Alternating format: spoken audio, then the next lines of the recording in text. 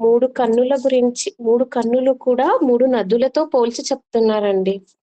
ముందర సంబోధన ఏంటంటే పశుపతి పరాధీన హృదయే. పశుపతి అంటే పరమశివునికి స్వాధీనమైన చిత్తము గల ఓ తల్లి అని సంబోధిస్తున్నారు. అమ్మవారు మహాపతివ్రత స్వరూపిణి. అమ్మవారి యొక్క చిత్తము ఆమె దగ్గర లేదంటండి, పశుపతి దగ్గర ఉంటుందంట అమ్మవారిది. అందుకని పశుపతి పరాధీన హృదయే అని సంబోధన చేస్తున్నారు ఈ శ్లోకంలో. ఇప్పుడు అమ్మవారి కనులను గురించి ధ్యానం చేస్తే ఏమవుతుందంట?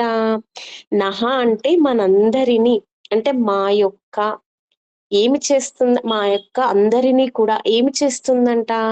పవిత్రీకర్తం. అంటే ఇది ఒక విశేషణం, అందరినీ పవిత్రులను చేస్తుందంట అమ్మవారు.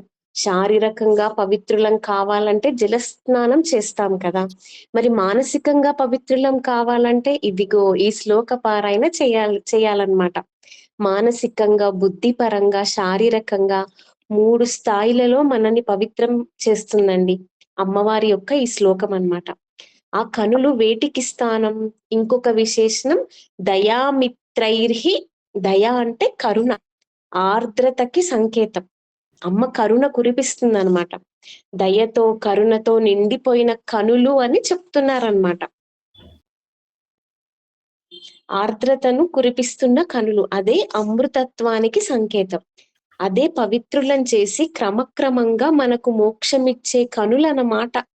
అవి మళ్ళీ ఇప్పుడు రంగులతో పోల్చి చెప్తున్నారు మనకి. ఎటువంటి రంగులంట?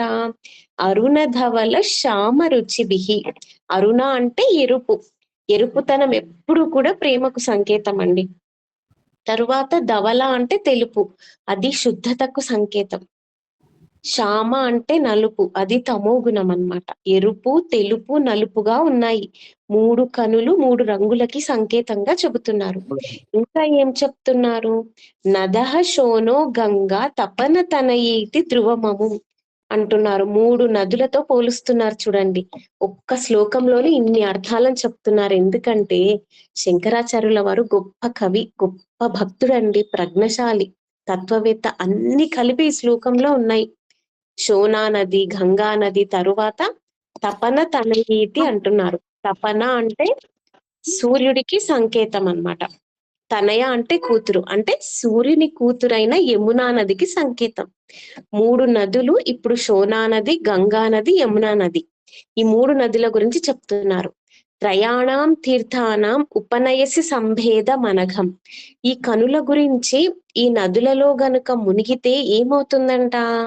అనఘం, అఘము అంటే పాపము, అనఘం అంటే ఆ పాపములను తీసివేస్తుందంట.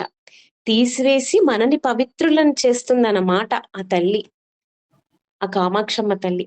ఇప్పుడు మనం ఉదాహరణకు చూడండి, ఎన్నో రకాలుగా తీర్థయాత్రలు చేస్తుంటాం కదా, ఎన్నో చోట్లకు వెళ్ళాలి అని పరుగులు పెడుతూ ఉంటాం. కానీ అమ్మ యొక్క ఈ శ్లోకాన్ని ధ్యానం చేస్తే ఆ 3 నదులలో ప్రయాగ స్నానం చేసినంత ఫలితం దక్కుతుందన్నమాట.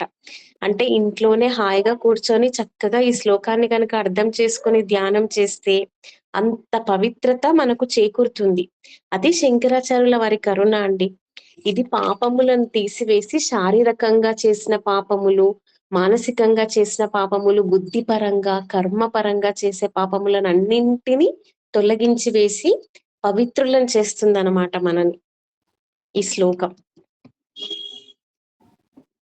ఇదేనండి భావం.